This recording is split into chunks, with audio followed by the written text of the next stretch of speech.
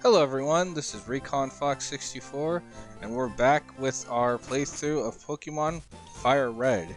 Today we're going to be doing some grinding of our team, so I hope we're all excited for that. So I'm going to regale you with some stories of when I was younger playing these games. I hope you guys enjoy them.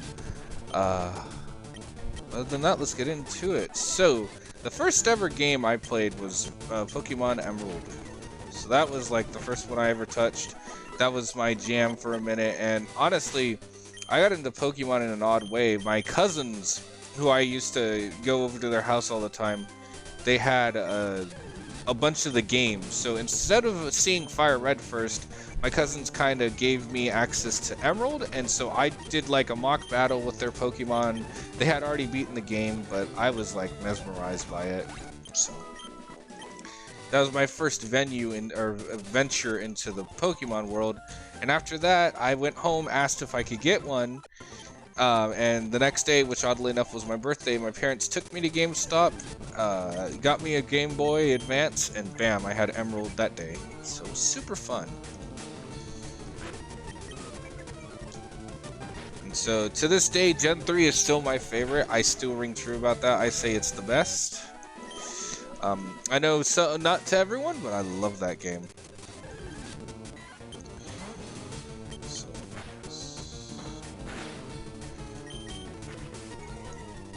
really did get hit hard. When we get Gust, it's going to be so much easier to attack these guys.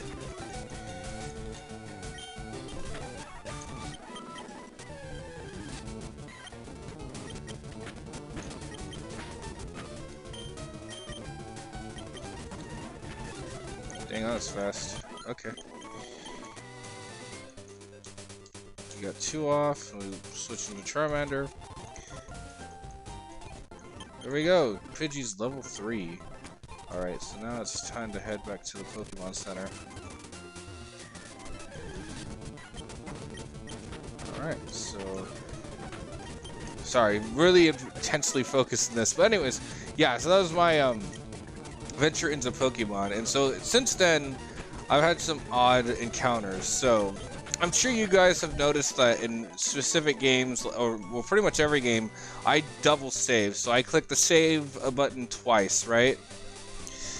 Well, Pokemon is one of the reasons for that. So back in the day on Emerald, I met my good friend, his name's Master Ant. Shout out if you're watching this, Master Ant.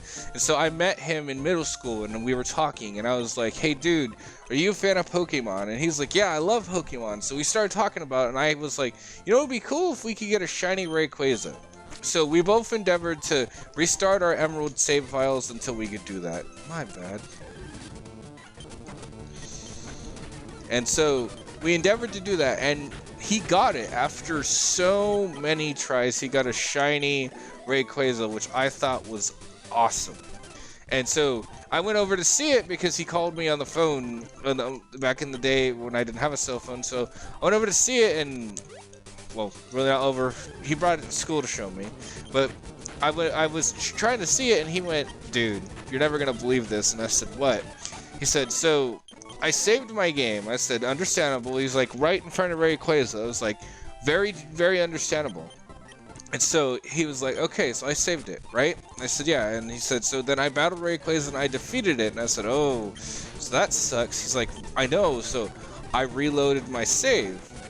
Well, sometimes this happened back on like the Game Boys and whatnot, is you would get what's called a critical failure and the file would be lost.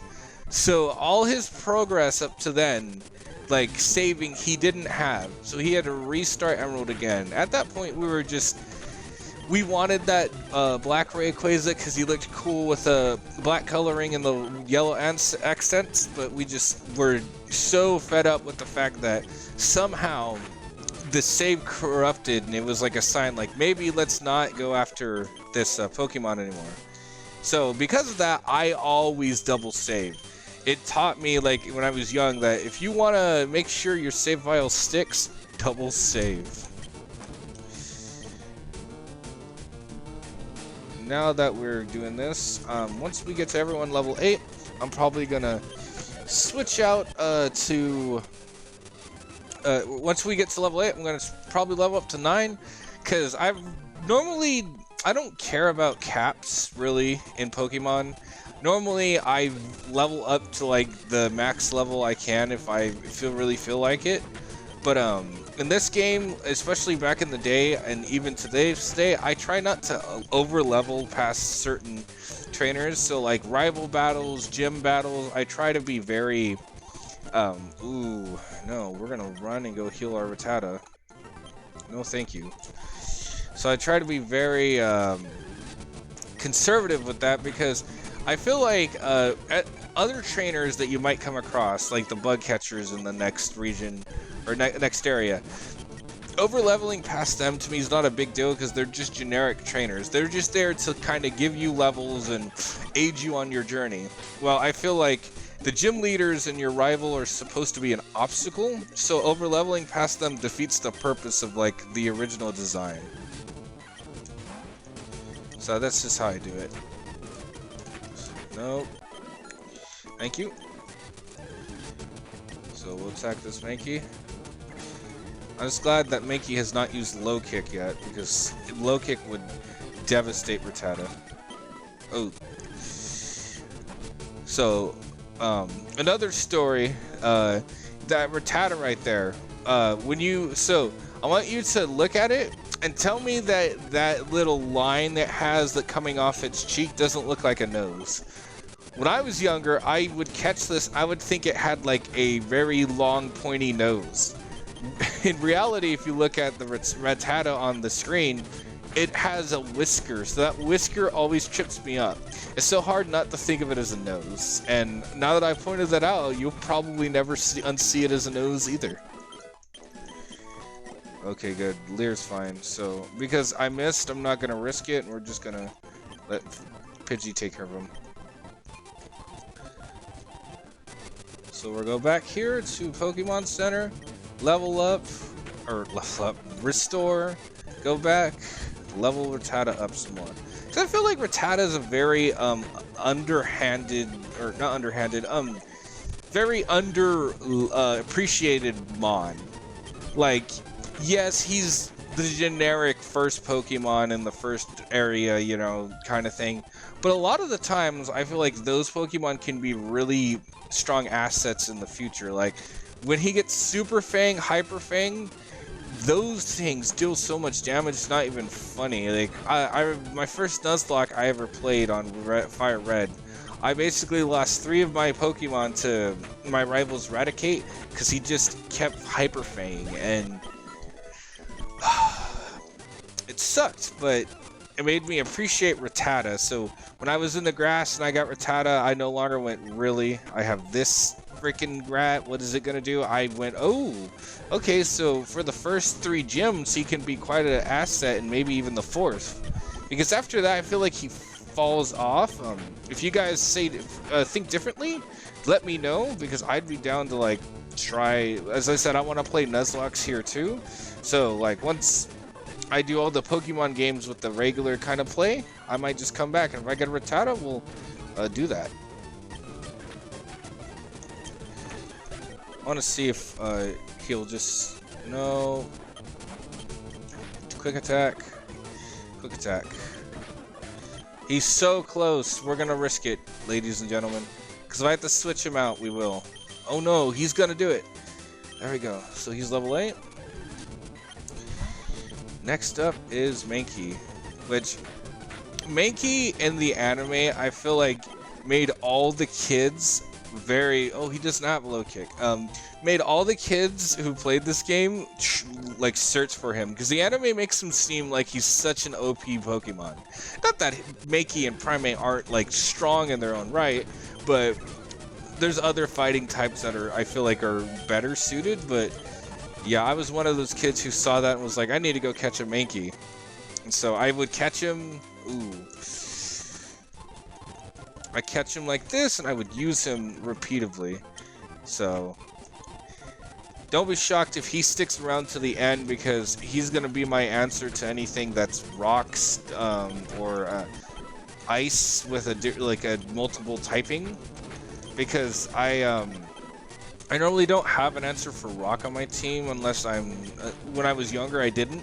So with Mankey, I feel like he's a really good answer to Brock, because we should get Metal Claw at level 15, but I used to think that Brock's last ace Pokemon was level 15. It's not, it's 14, and I cannot in all good conscience just take Charmander and level him up to 15 right before we face Brock, because to me that's a cop-out. If he levels up in the middle, great. So Mankey's gonna be our champ because he learns Karate Chop around level 14.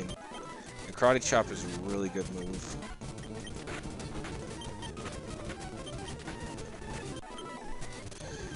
Come on, give me more. So, I don't know about you guys, but I'm actually quite curious about the new Pokemon games as well. Pokemon Scarlet and Violet, I think. So, my interest mainly stems from the fact that they hint towards maybe a co-op playthrough that you can like run around the world together, go to the gyms together. Maybe, I don't know if they'll take it as far as to let you battle in the gyms together. But I think it would be an interesting concept if they would allow you to either battle in a pair of twos, because I saw 4 friends in the trailer. So maybe battle in a pair of twos to do a double battle with the first gym leader and every other, or even bringing back like triple battles. So if you don't know what those are, in Black and White, there was a lot of new aspects introduced to the Pokemon game. So examples include like Sturdy now keeps you from getting one shot by any move, not just critical hits, right? You get 10 Pokeballs instead of 5 when you start out. You have 2 rivals instead of 1 rival. And then a bunch of different other things you could see Shaking Grass and go in there and it'd be like a really powerful Pokemon. Well, I think that was already just established, correct me if I'm wrong, but like it just established so much for the Pokemon game. And then once you get to like the 5th, is he the 5th? Yeah, the 5th gym leader, you learn from this biker dude. He's like driving around and he's like, I've invented a new challenge for you. It's a it takes a master of Pokemon battling to do it. Will you help me perfect it? And so he introduces you to triple battles, and me and my cousin, the VGamer X, we loved playing triple battles against each other because we felt it was so clever, as it took a lot of like planning.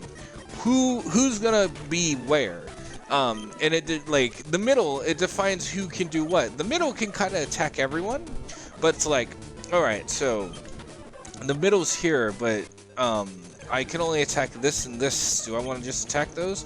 The right can only attack the middle and the right, and the left can only attack the left and the middle, so I just missed those battles. I feel like they made a really fun challenge.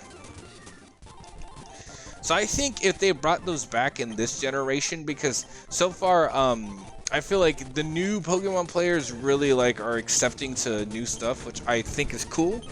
Me, myself, I'm accepting, but the one thing I wasn't of was really Sun and Moon. I did not like the trials. I know I'm going on a bit of a rant, but like I felt like the trials were an odd thing to introduce.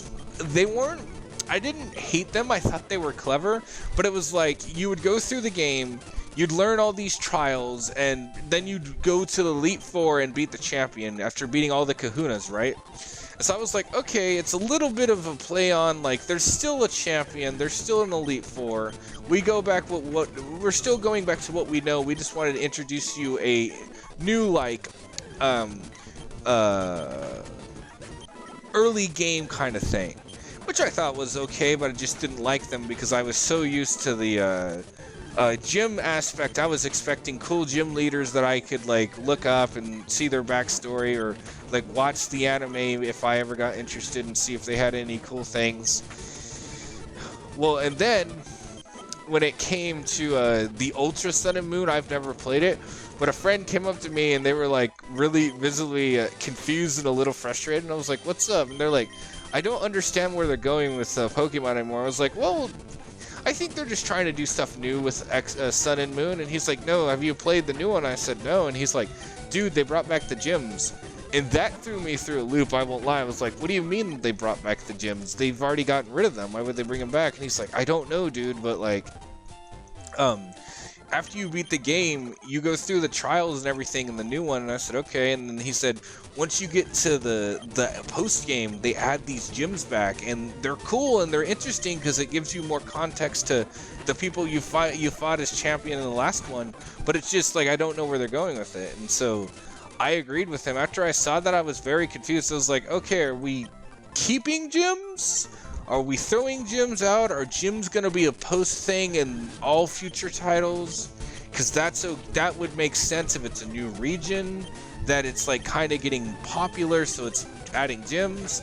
And then immediately came Sword and Shield, and expecting like something different, they're like, no, we're bringing back gyms. So that was confusing as well. Alright, so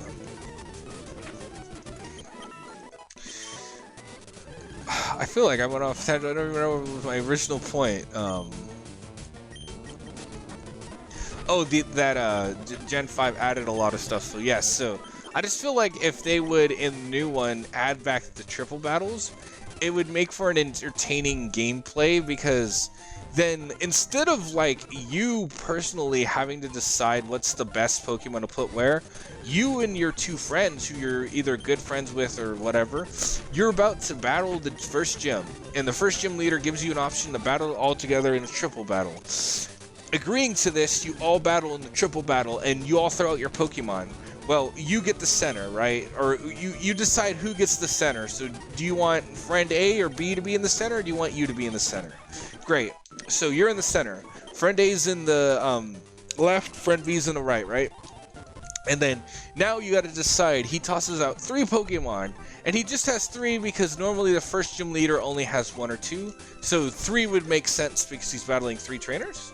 And so now you got to decide. Oh, he's let's example. The first gym leader turns out to be, surprisingly enough, a poison type gym leader. So none of the normal Pokemon really affect that. So right. So you're sitting there going, okay, so do we have any psychic moves? Great. Okay, well, this is a poison dark type. It's not affected by psychic. Oh, I'm over here. I can't deal with that. Right? So I just feel like it would be an entertaining way to do battling, because then people would have to like plan how they would respond to certain things, and it would give it to me a feel like Nuzlocke, where the Nuzlockers have to plan and know the movement sets ahead of time, and really like really have to know the game they're playing. And then this would like really like see if you could improvise like Nuzlockers in the middle of a battle, because trust me, that's not easy. When I lose a Pokemon that I've trained up, and I get really mad, I'm just like, oh my god, I was legitly banking on this thing for the Elite Four, and then I had to go and train up another. So I think it would be interesting. Plus, I have 2 friends who really enjoy Pokemon, so it'd be fun playing with them. And if they don't want to do the triple battles because they didn't feel like it was a good concept, I can understand that. I'd be interested to see, yes. I honestly would be interested to see what a double battle between the gym leader and your friend would look like. Because you could always get 4 people, and just 2 people go in, and the gym kind of, you walk in there and you can sit in the stadium with the cheering people, because you cannot battle, the gym leader's already in battle, right? And so you and that friend beat him in a double battle, bam, you both get the badge. Then your other 2 friends are challengers, right? And so he accepts them and throws out maybe the same. I don't know how they would do the same or different, but throws out some more Pokemon, and then they're battling, and you guys can choose to sit in the gym to watch it. So I think it'd be cool, like a way to make it more whole, like feeling more whole, because you're legitly in the gym, like in the anime, sitting down watching your friends battle. You're traveling around catching Pokemon. Like, you catch a Pokemon that you really don't want, and your friend catches another, and instead of just releasing them, you're like, oh no, I don't mind that, and your friend's like, okay, I'll take that. because I really love the wild area. I thought that was very clever, and I think the whole aspect of them trying to make this new game completely open world is just mind blowing, and I cannot wait.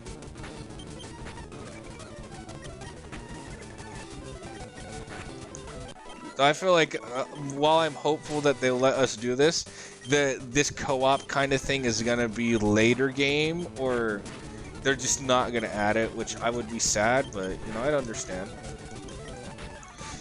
So we just need to get used to level 9 Metapod, and then we'll go to the others.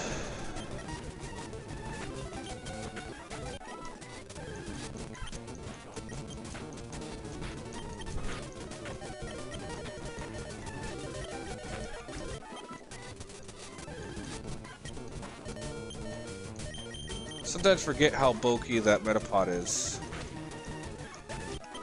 So I'm going to switch into a Spearow.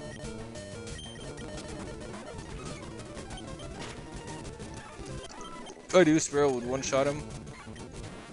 We'll do it again.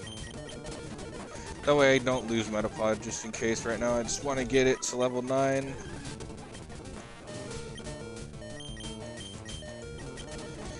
Ooh, also in the comments below, since we're grinding, this is our first grinding video, tell me if this is how you grind. Do you grind like the old school way where you turn off the XP share and you just, you know, grind like this, doing one Pokemon? Or do you prefer the new way where the XP share just shares all the XP with the new Pokemon? I feel like the new way is good because it saves time. But I don't mind the old way, so yeah, let me know if you like are like some of my friends who are just like, you know, the XP share is legitly easy mode, and I really don't like the easy mode, so we're gonna go with using this. Or if you're more of the type of just like, no, I don't care either way. Yeah, thank you.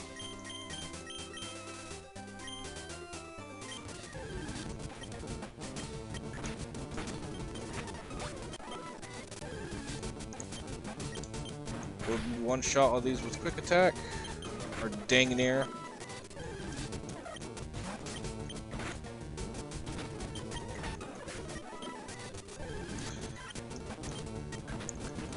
Right, take out that Spearow. Run again, we get a Mankey.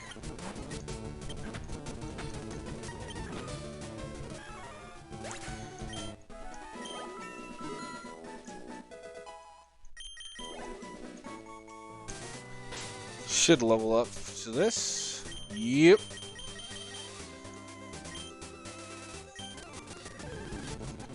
So now we gotta do Mankey and then we're done. And it's off the Pokemon Center, healing them up.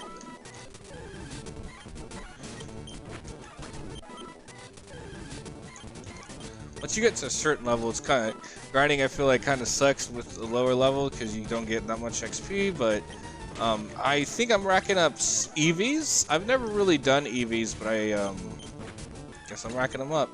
I know that Mankey's an attack EV, but I don't know about the others. Some of my Pokemon really been killing Mankeys, Spearows, and some Pidgeys and some Rattatas, so we'll see what that does.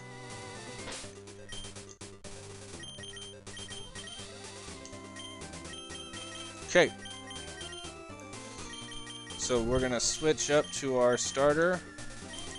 Our Pidgey, we're gonna do Mankey next, because I'm gonna keep keeping these ones longer than the others. So that's really how it's gonna look.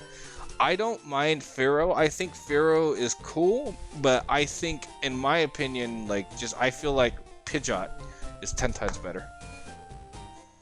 And I'm probably sure that there's stats that prove otherwise, and that Pharaoh is better, but like, one thing I like about Pharaoh is Drill Peck. So that'd be like one of the reasons I would probably keep Pharaoh. Plus that Mohawk. Well, everyone, that was our